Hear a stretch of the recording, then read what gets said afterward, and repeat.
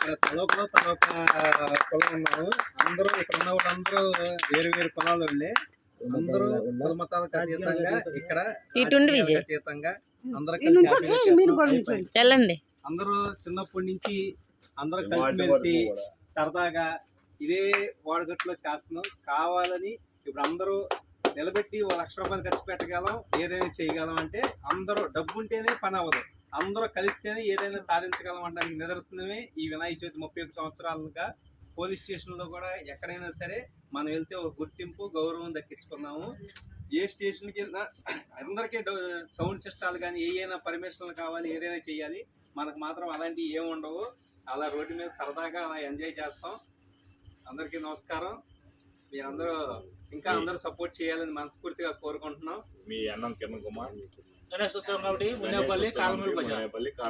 subscribe, like